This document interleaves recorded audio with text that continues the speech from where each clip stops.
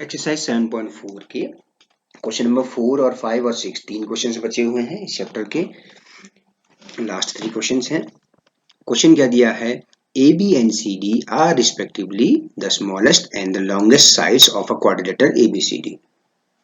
Show that angle A is greater than angle C and angle B is greater than angle D. तो एक quadrilateral हमें दिया हुआ है,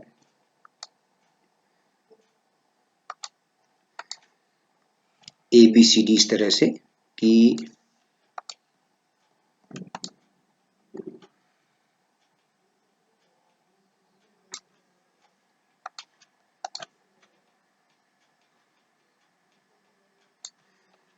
और इसमें क्या दिया है, सबसे लंबी साइड जो है इस क्वाड्रिलेटरल में वो है आपकी side C D. A B, बल्कि मैं ए बी यहाँ से स्टार्ट कर देता हूँ। तो ए बी सी डी ये आपको एक क्वाड्रिलेटरल दिया है जिसमें कि ए बी साइड जो है सबसे स्मॉलेस्ट साइड है इस क्वाड्रिलेटरल में, और जो सी डी साइड है वो लार्जेस्ट या लॉन्गेस्ट साइड है इस क्वाड्रिलेटरल में। आपको क्या प्रूव करना है कि ये जो एंगल ए है, एंगल ए एंगल सी से बड़ा है, इसी तरह से एंगल बी एंगल डी से बड़ा है। तो पहला काम हम ये करेंगे कि कंस्ट्रक्शन में ये करेंगे कि आप join A C and B D, आप ए सी और बी डी डायगोनल्स को ज्वाइन करिए। तो फिलहाल के लिए मैं ए सी को ही ज्वाइन कर रहा हूं। ए सी डायगोनल को ज्वाइन कर दिया। अब मैंने देखिए क्या किया, इन एंगल्स को कुछ नाम दे देता हूं बेटा। अब मेरे पास total 1 2, this is 3, suppose this is 4, this is 5 and this is 6। तो मैंने ये एंगल्स ऐसे मार्क कर दिए। ठीक हो गया। हमें क्या प्रूव करना है, angle A is greater than angle C, यानी कि angle 1 plus angle 2 is greater than angle 4 plus angle 5। मैंने ये प्रूव करना है। एंगल ए का मतलब हो गया इन दोनों एंगल्स का सम, और एंगल सी। ठीक हो गया। तो अब आप किस प्रॉपर्टी का यूज करेंगे, आप इस प्रॉपर्टी का यूज करेंगे कि the side opposite to bigger, the angle opposite to bigger side is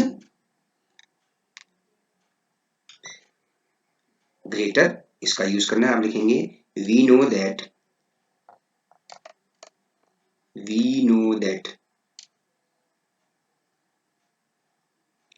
angle opposite to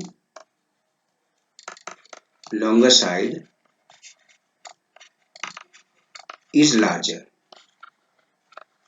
ठीक है। तो आप यहां पर देखें, in triangle ABC, triangle ABC में आप देखिए, ट्राइंगल एबीसी में A B is the smallest side, है ना। ए बी जो है इस ट्राइंगल एबीसी में क्वाड्रिलेटरल की सबसे छोटी साइड है, तो इस ट्राइंगल की भी सबसे छोटी साइड होगी। तो ए बी इज, या सीधा हम कह देते हैं A B is less than A C कह देते हैं, और similarly A B is less than B C भी कह देते हैं। ठीक है, क्योंकि क्वेश्चन में दिया है ए बी स्मॉलेस्ट साइड है क्वाड्रिलेटरल में, तो इस ट्रायंगल में भी होगी। ठीक हो गया। तो अब आप देखिए, सो अगर ए बी बी सी से छोटी है, अगर ए बी साइड जो है, ए बी साइड अगर बी सी से छोटी है, तो इसका मतलब क्या है, ए बी के सामने का जो एंगल होगा वो छोटा होगा, एंगल 5 छोटा होगा बी सी के सामने के एंगल के। समझ में आ रही है बात।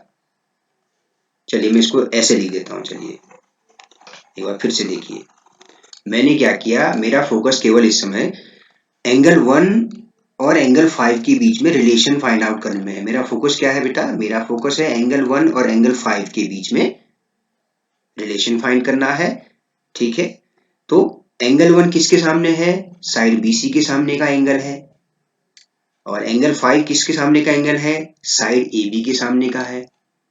इतना समझ में आया बेटा, ये बात समझ में आई है ना। तो मैंने क्या कहा कि BC is greater then AB, क्योंकि क्वेश्चन में दिया है AB is the smallest side, तो डेफिनेटली AB BC और AC दोनों से छोटी होगी, तो हमने कहा BC is greater than side AB।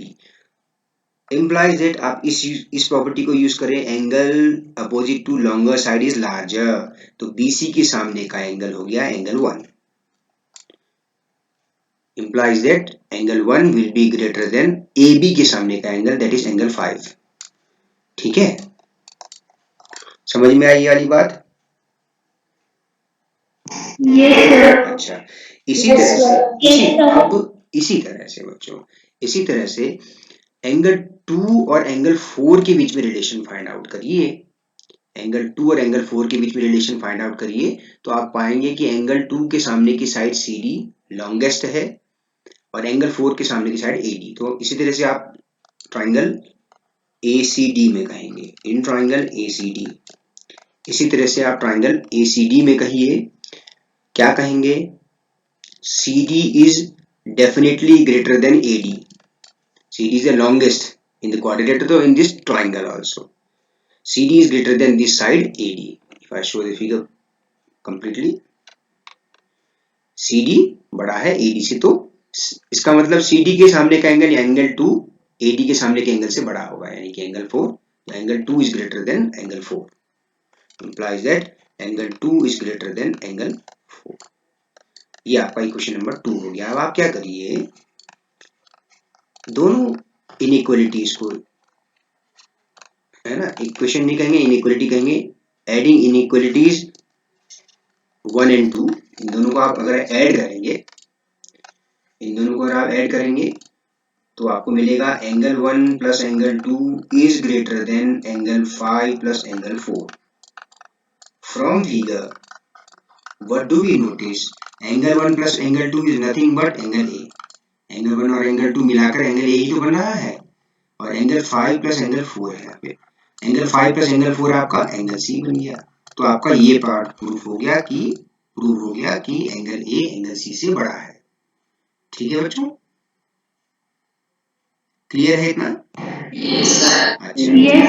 अच्छा, अब अगली बार जब मैंने रिलेशन फाइंड आउट करना है एंगल बी और एंगल डी के बीच में, जब देखिए ध्यान रखिए, अगर मैंने एंगल बी और एंगल डी के बीच में रिलेशन फाइंड आउट करना है तो मैंने डायगोनल BD मिलाना होगा। तो इसमें अगर मिला दूंगा तो कंफ्यूजिंग हो जाएगा, तो मैं फिगर को एक बार फिर बना देता हूं।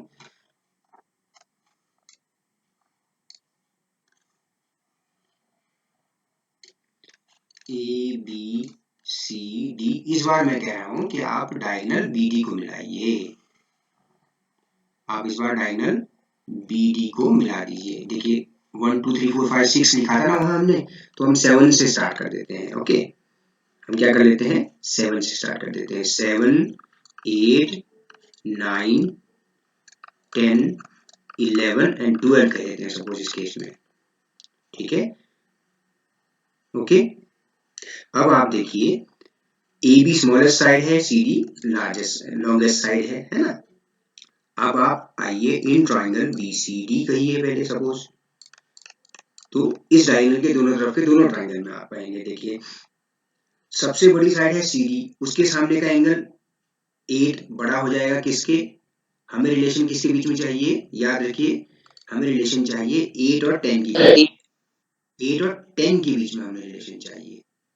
क्यों चाहिए 8 और 10 के बीच में रिलेशन, क्योंकि 11 प्लस 10 और 7 प्लस 8 ऐसा करने से एंगल D यहाँ मिल जाएगा और 7 प्लस 8 से एंगल B मिल जाएगा। तो 8 और 10 के बीच में रिलेशन फाइंड करनी है, तो आप देखिए एंगल 8 के सामने की साइड तो हो गई CD, जो कि लॉन्गेस्ट साइड है क्वाड्रिलेटरल में, तो इस ट्राइंगल में भी होगी।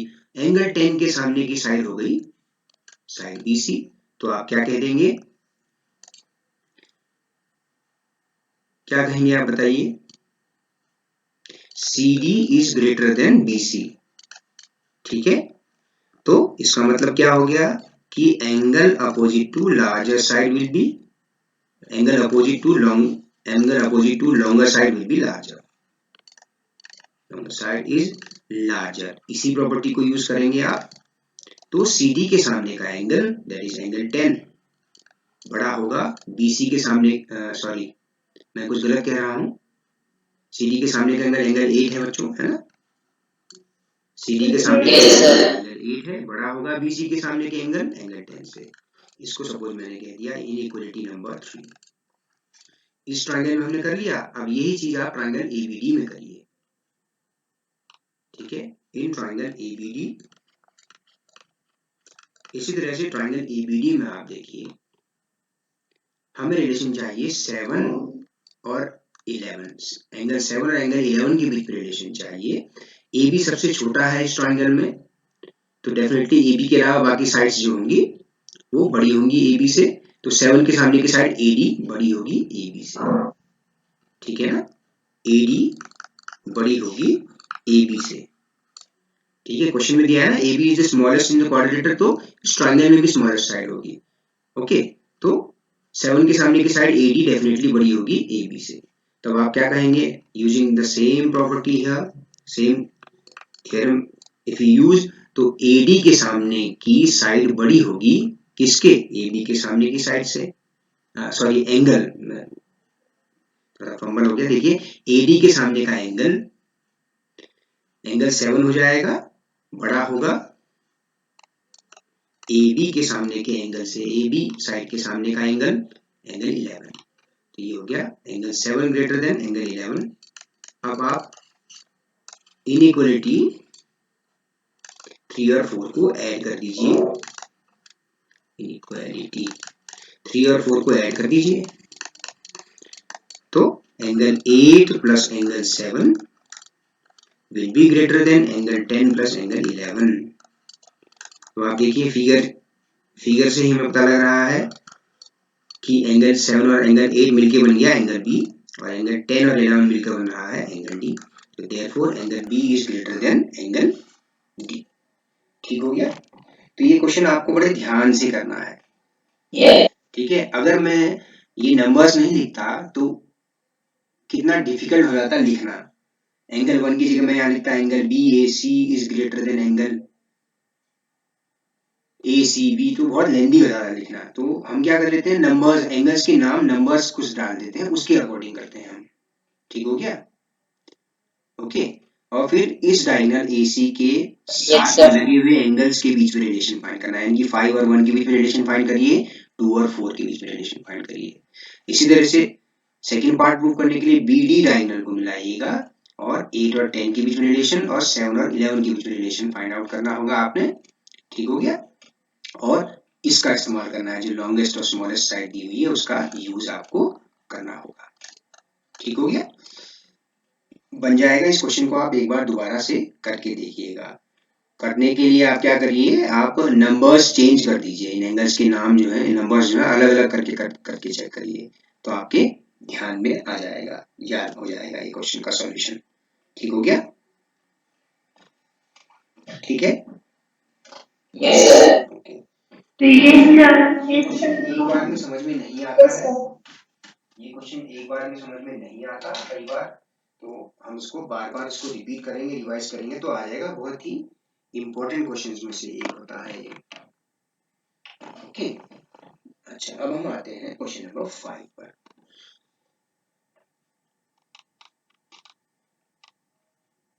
क्वेश्चन नंबर 5,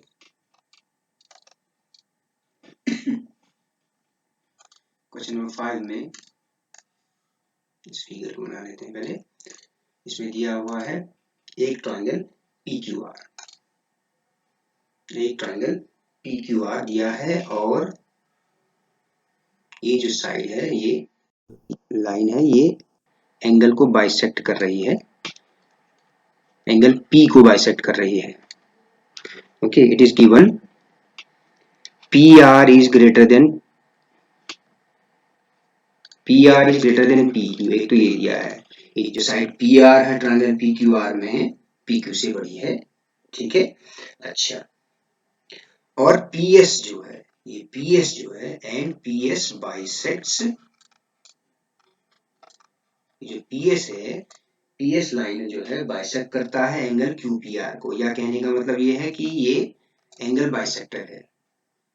PS जो है एंगल QPR का बाइसेक्टर है, यानी कि एंगल QPS और एंगल RPS ये दोनों आपस में बराबर हैं, ये दिया हुआ है। ठीक हो गया।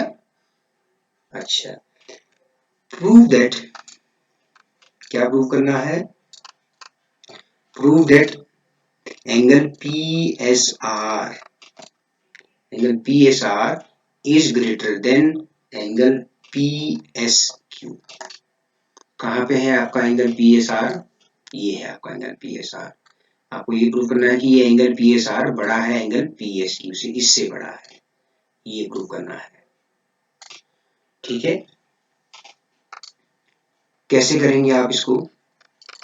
पहले आपको जो दिया वो लिखिए, PS बाइसेक्ट्स एंगल QPR।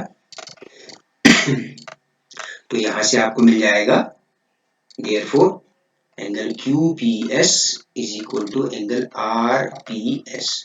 एक तो ये मिल गया आपको, इसको आपने इक्वेशन नंबर 1 कह दिया। ठीक हो गया। अच्छा, फिर क्या दिया है? And PR is greater then PQ। अगर PR PQ से बड़ा है इन ट्रायंगल PQR, है ना, तो इसका मतलब क्या होगा? PR के सामने का angle, therefore the angle opposite to PR यानी कि एंगल PQR डेफिनेटली बड़ा होगा PQ के सामने के एंगल के, एंगल PRQ। ठीक हो क्या? PR बड़ी साइड है तो PR के सामने का एंगल बड़ा होगा PQ के सामने के एंगल के, है ना? क्लियर है इतना भी? यहाँ पर लिखिए आप, angle opposite to longer side, angle opposite to longer side is larger. अगर किसी ट्रायंगल में दो अनइक्वल साइड्स हो तो बड़ी साइड के सामने का एंगल बड़ा होता है। अच्छा, अब आप क्या देखिए, इन ट्रायंगल, अब आप एक्सटीरियर एंगल प्रॉपर्टी का यूज करिए। ठीक है, ट्रायंगल PQS में आइए, अगर ट्रायंगल PQS में आइए तो एंगल PSR आपका एक्सटीरियर एंगल है बच्चों। एंगल PSR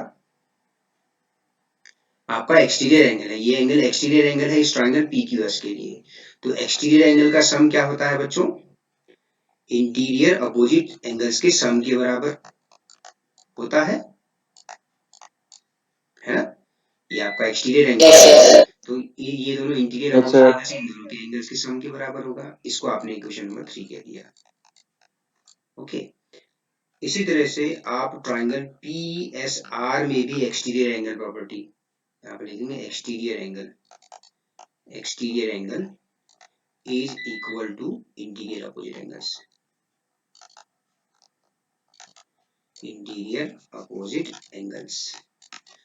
ठीक है, तो PSR में भी ऐसा ही होगा। ट्रायंगल PSR में एंगल PSQ, एंगल PSQ, ये ट्रायंगल PSR है, इस पे ये एक्सटीरियर एंगल इन दो इंटीरियर एंगल के सम्स के बराबर होगा, यानी कि angle PRQ plus angle RPS।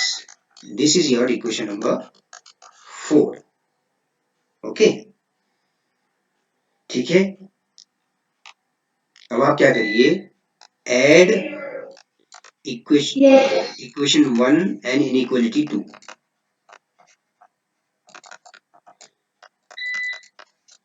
1 और 2 को ऐड करिए। 1 ये रहा आपका और 2 ये रहा, इनको ऐड करिए। इनको जब आप ऐड करेंगे तो आपके पास क्या आएगा? Angle PQR plus angle QPS is greater than angle PRQ plus angle RPS, angle PRQ plus angle RPS। और अब आप ध्यान से देखिए, इक्वेशन 3 और 4 से आपको क्या मिल जाएगा? फ्रॉम इक्वेशन नंबर 3 एंड 4 आपको क्या मिलेगा? देखिए, PQR प्लस QPS किसके इक्वल है? PQR plus PSR। और PRQ प्लस RPS किसके इक्वल है? एंगल PSQ के। तो यही तो हमें फाइंड करना है, ये आपका प्रूव हो गया। ठीक हो गया, इस तरह से करना है आपको। ठीक है, तो आप ध्यान से देखें, अगर इस एक्सरसाइज के जितने भी क्वेश्चंस हैं आपको स्टेप्स रिमेम्बर करने पड़ेंगे। तो स्टेप्स रिमेम्बर करने के बजाय आप क्या करिए, आप ये देखिए कि क्वेश्चन में what is given in the question, question में दिया क्या है और उसका हम यूज कैसे करेंगे।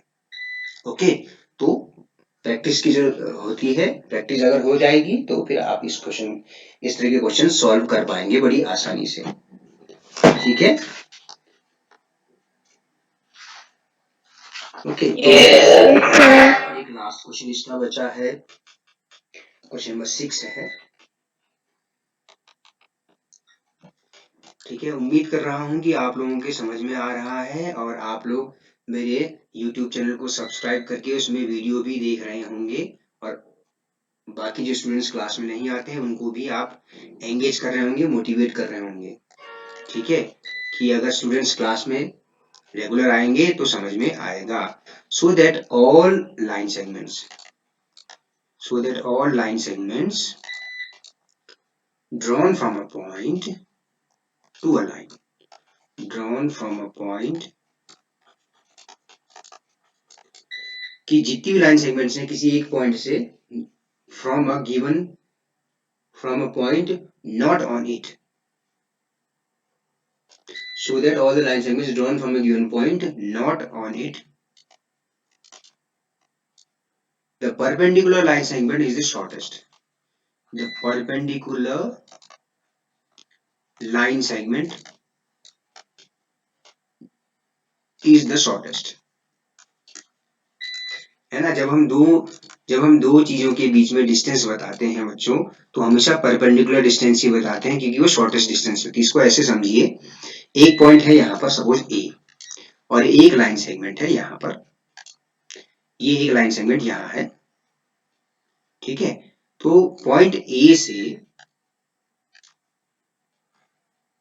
मान लीजिए मैंने एक परपेंडिकुलर डाला इस लाइन एल पर मैंने एक परपेंडिकुलर डाला, A B perpendicular to this line L, और एक पॉइंट सी यहां पर ले लिया और इसको मिला दिया। ऐसे और भी पॉइंट आप ले सकते हैं, कि अलग अलग लाइन सेगमेंट्स बनाइए इस पॉइंट से। ठीक है, सपोज यहाँ डी हो गया, एंड सो ऑन, ऐसे बहुत सारे ले सकते हैं। हमने क्या कर दिया, let A B is perpendicular to line L. ठीक है, okay, C and D are other points on line L।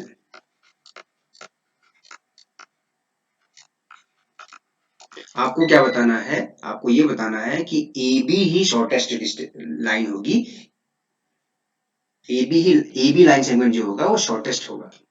ठीक है, तो आप ऐसा कह सकते हैं कि AB छोटा है AC से और AD से, ये कहना चाह रहे हो आप कि सबसे छोटा जो डिस्टेंस होगा उस पॉइंट ए जो कि लाइन सेगमेंट इस लाइन से बाहर है उससे, तो सबसे शॉर्टेस्ट डिस्टेंस आपकी ए बी होगी। ठीक है, तो आप क्या देखिए, in triangle A B C right angle triangle है ना, तो angle B is equal to 90 degree है। ठीक है, एंगल बी 90 डिग्री है ना, तो angle A plus angle C कितना होगा आप बता सकते हैं,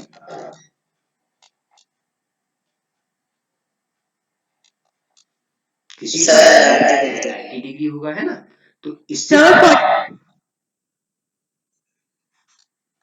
तो क्लियरली आप देखेंगे कि angle C is acute angle, angle C angle E दोनों ही एक्यूट एंगल होंगे, क्योंकि अगर दो एंगल्स का सम 90 डिग्री है तो डेफिनेटली दोनों ही एक्यूट एंगल होंगे, तो angle C will be an acute angle. तो आप कहेंगे सो साइड अपोजिट टू, या हम यहां से क्या कह सकते हैं, या यहां से आप कह सकते हैं कि angle B definitely angle C से बड़ा है, होगा, ये बात समझ में आई है ना।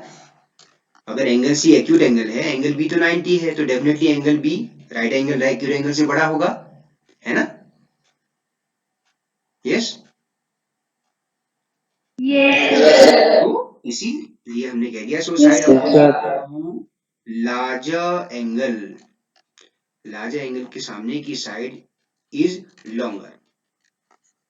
तो एंगल बी के सामने की साइड ए सी बड़ी होगी साइड ए बी से।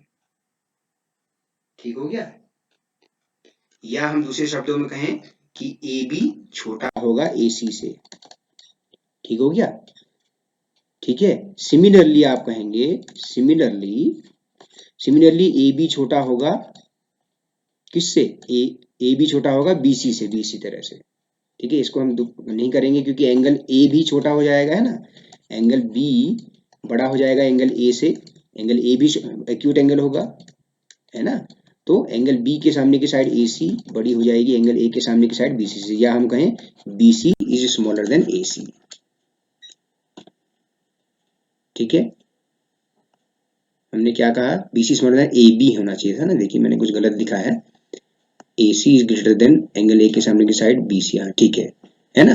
तो आप सीधा सा आप कहिए कि A B is the shortest distance. आप कहेंगे so A B is the shortest, हमें ए बी से रिलेशन चाहिए, तो A B is the shortest distance. और क्या कहेंगे? और from a point outside a line,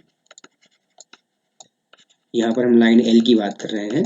from a point outside A line the shortest distance is the perpendicular distance. The shortest distance is the perpendicular distance. ठीक हो गया। आप इसको दूसरी तरीके से भी कह सकते हैं ना। अगर आपने नोटिस किया हो कि जब आप ये रोड के दो एंड्स हैं, जब आप रोड को क्रॉस करते हैं बच्चों, जब आप रोड को क्रॉस करते हैं, ठीक है, तो आप डायगनली क्रॉस नहीं करते हैं, यानी कि तिरछा नहीं जाते हैं। आप हमेशा कहाँ जाते हैं? आप हमेशा सामने की तरफ परपेंडिकुलर जाते हैं आप, क्योंकि वो सबसे शॉर्टेस्ट डिस्टेंस होती है कि नहीं। तो जेब्रा क्रॉसिंग होती है आपकी, जो जेब्रा क्रॉसिंग होती है वो भी परपेंडिकुलर ही होती है उस रोड के, है ना। समझ में आया आपको? है ना। जब भी आप कोई दो Yes, ऑब्जेक्ट्स के sir. बीच में डिस्टेंस फाइंड कर रहे हैं, जब भी कोई आप दो ऑब्जेक्ट्स के बीच में डिस्टेंस, जब हम आपसे कहते हैं what is the distance between these two objects, तो आप क्या करते हैं? शॉर्टेस्ट डिस्टेंस जो इन पर परपेंडिकुलर होगी ये लाइन, वही तो आप कहते हैं कि ये डिस्टेंस ये है। आप ऐसा थोड़ी कहते हैं कि मैंने कहा इसकी डिस्टेंस निकाले तो आप ऐसे ऐसे जा रहे हो कि सर ये तो इतनी है, कहा तो ये तो लेंथ बड़ी हो गई, है कि नहीं। तो इसको हम क्या कहते हैं? ये तो हो गई डिस्टेंस। इसको क्या हम कहते हैं? इस तरह की फिजिक्स में आपने पढ़ा होगा, इसको हम क्या कहते हैं? सर नीचे वाले को डिस्प्लेसमेंट और ऊपर वाले को डिस्टेंस कहते हैं। अच्छा, डिस्प्लेसमेंट इसको कहते हैं, इसको डिस्टेंस कहते हैं। ठीक हो गया, है ना। ठीक है ना। तो यस यही बात है सर। कि आप शॉर्टेस्ट डिस्टेंस क्या होगी?